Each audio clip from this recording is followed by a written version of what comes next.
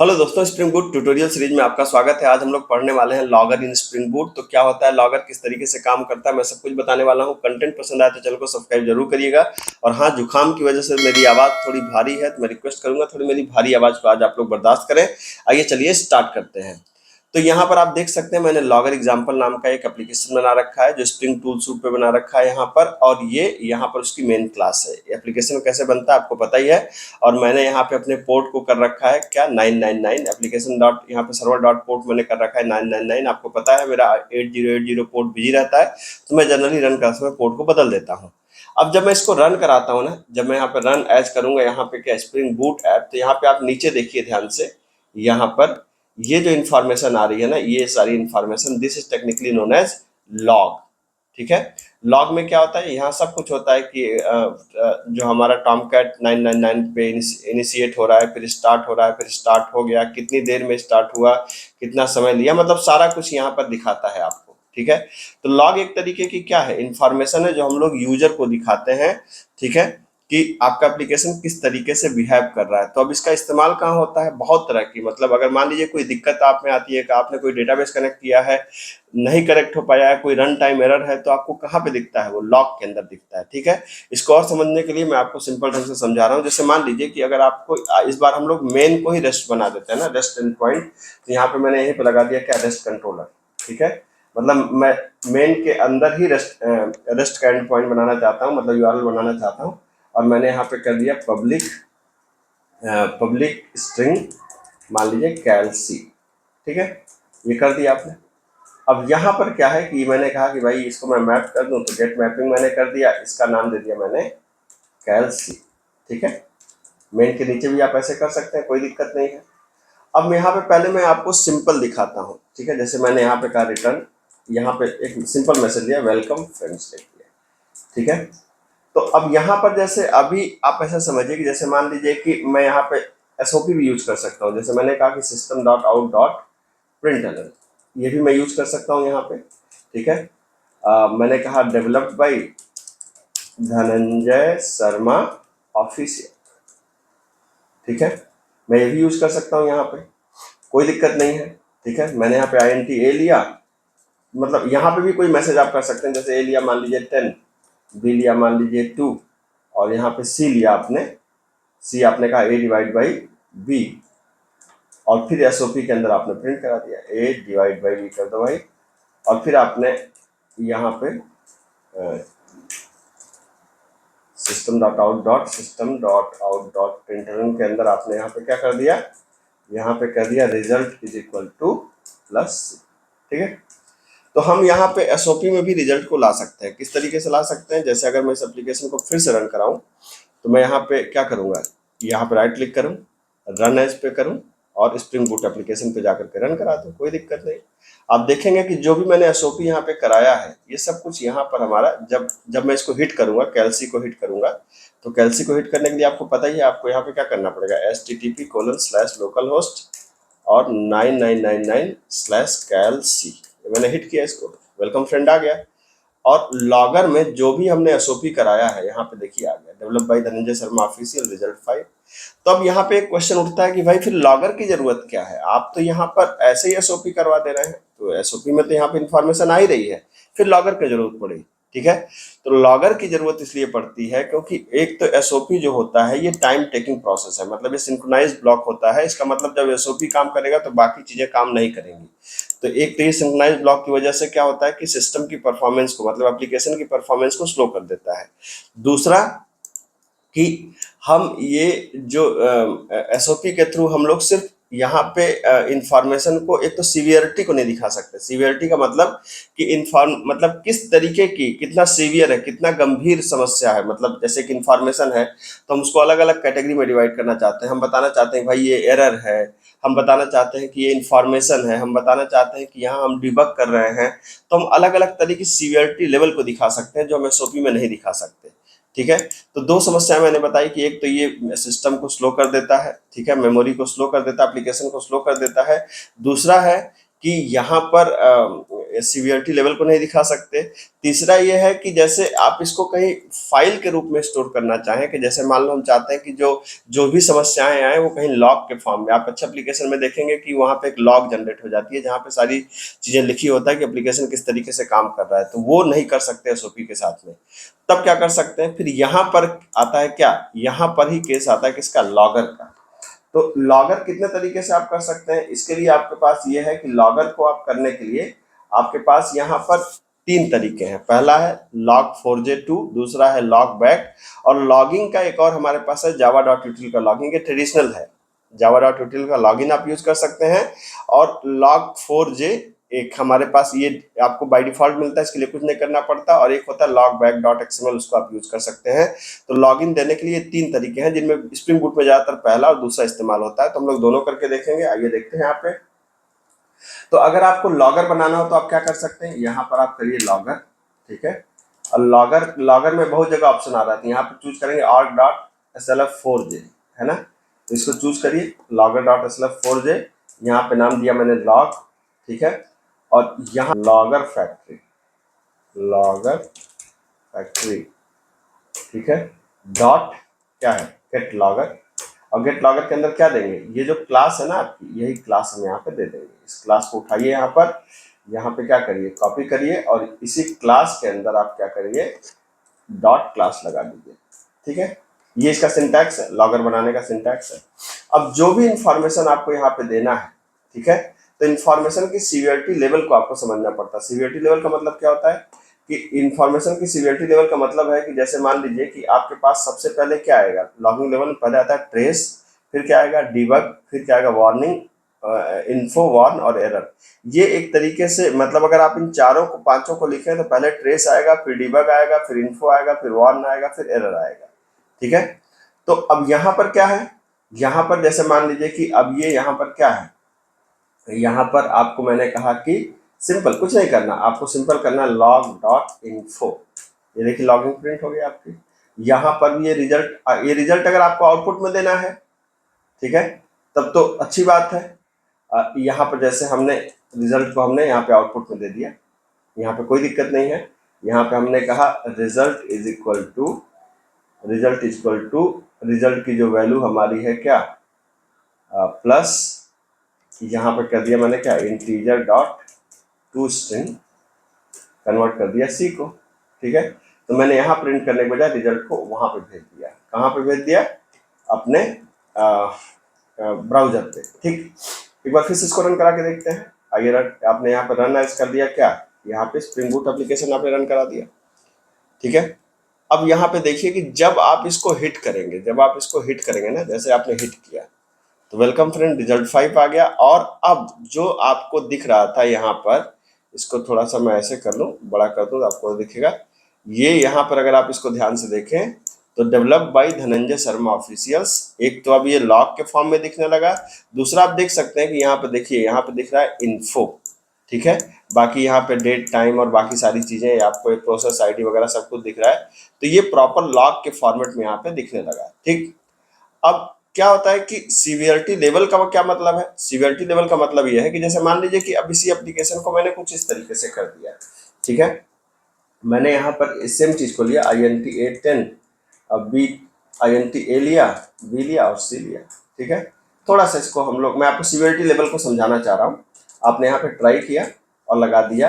अब A equal to आपने कहा 10, और B इक्वल टू आपने कहा 2, और C इक्वल टू आपने कहा A डिवाइड बाई B, ठीक है। और फिर यहाँ पे आपने SOP कर दिया system.out.println, आपने कर दिया प्रिंट नहीं, अब C के अंदर आ गया आपके पास, ठीक।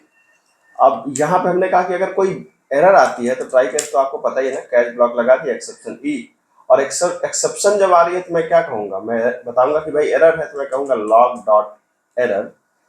डॉट एरर, ठीक है। हमने कहा कि प्रॉब्लम इन डिवाइड, ठीक है। कोई समस्या नहीं, यहाँ देख सकते हैं। तो अब मैंने यहाँ पे देखिए, अब सीवियरिटी लेवल को देखिए, इन्फो और एरर, यहाँ पे देखिए मैं सीवियरिटी लेवल समझा रहा हूँ कि यहाँ पे जनरल इन्फॉर्मेशन देनी थी तो मैंने ऐसे कर दिया, मैंने यहाँ पे कहा एरर आ रही है तो मैंने एरर का मैसेज दे दिया, ठीक है।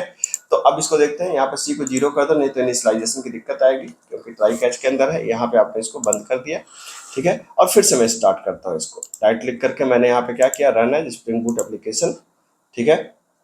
तो जाहिर सी बात है कि ये जो लॉग लिखा हुआ है ये कैल्सी के अंदर लिखा हुआ है, जब कैल्सी को हिट करेंगे तभी तो ये हिट होगा, ठीक है। तो यहाँ पर मैं आया, मैंने फिर से कैल्सी को एक बार हिट किया, ठीक। अब यहाँ पे देखिए, यहाँ पे ध्यान से समझिएगा बात को।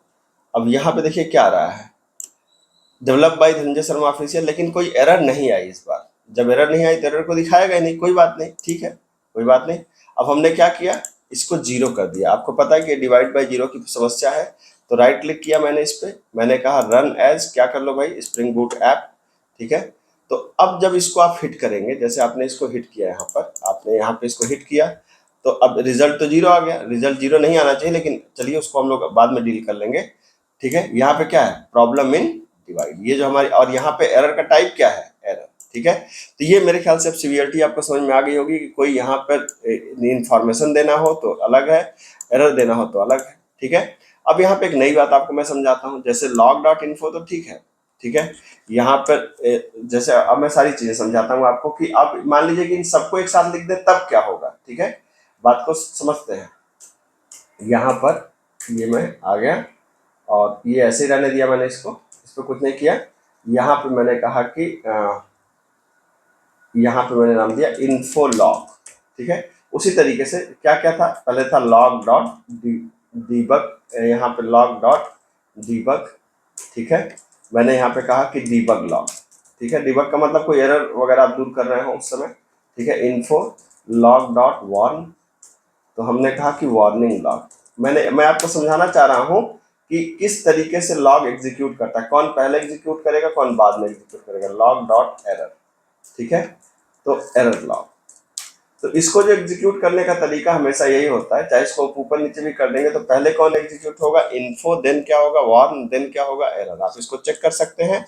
अगर मैं इसको रन कराता हूं, अगर आप इसको देखें और मैं यहाँ पे हिट करूंगा, ठीक है। तो यहाँ पे मैं हिट करूंगा और जब मैं इसको हिट करूंगा, अरे रन नहीं हुआ क्या, कुछ गड़बड़ आ गई, सॉरी मैंने रन ही नहीं कराया क्या, इसको फिर से रन करके लेते हैं। स्प्रिंग बूट एप्लीकेशन, ये मैंने रन कराया और रन कराने के बाद मैंने इसको हिट किया, ठीक है।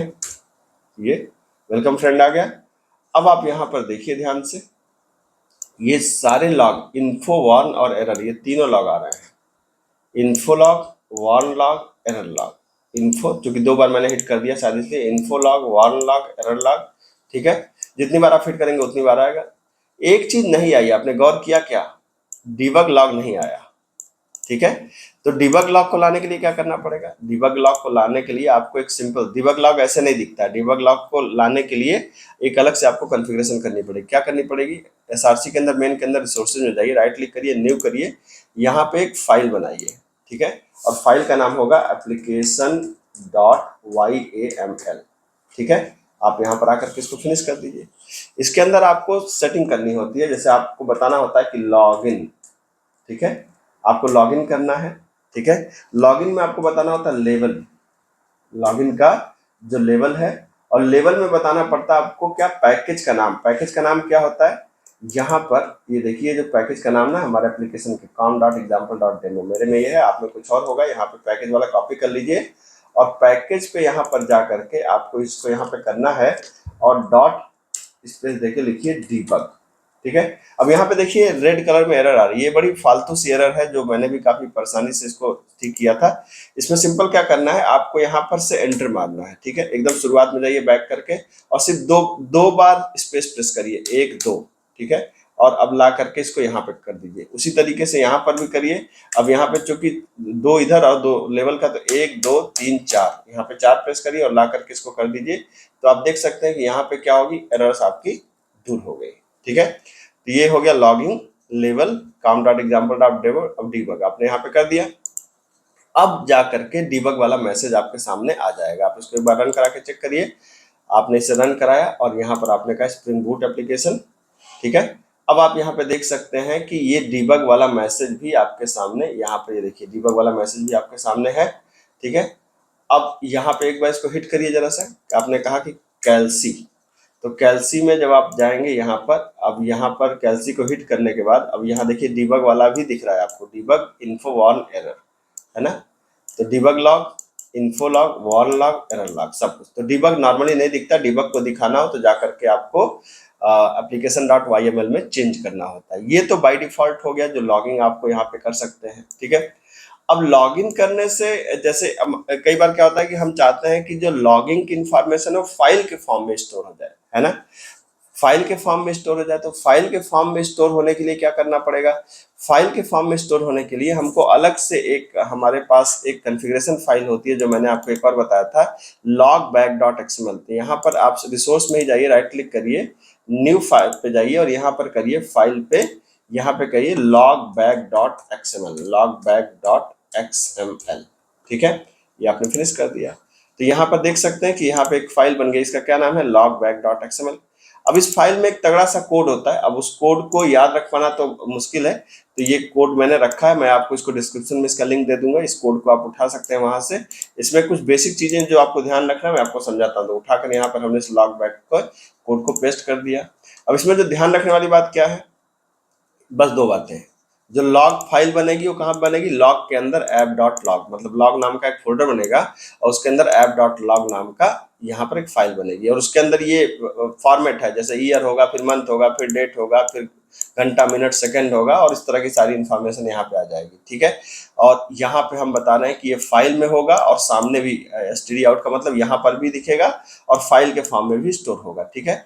अगर अब हम इस एप्लीकेशन को रन कराते हैं, जैसे अब मैंने इस एप्लीकेशन को एक बार सेव कर दिया यहाँ पर, और सेव करने के बाद मैंने यहाँ पर राइट क्लिक करके रन कराया, रन एज, मैंने स्प्रिंग बूट एप्लीकेशन कर दिया। तो यहाँ पर आप देख सकते हैं कि अब पहली बात तो यहाँ पर अब जो लॉगिंग का जो आ रहा था ना, इस लॉगिंग का जो स्टाइल है आप देखिए बदल गई।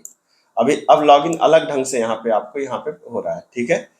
और इसके साथ साथ मैं क्या करता हूँ, यहाँ पर जा रहा हूँ और मैं इसको हल्का सा फिर से हिट करता हूँ जिससे हमारा लॉग जनरेट हो सके, ठीक है।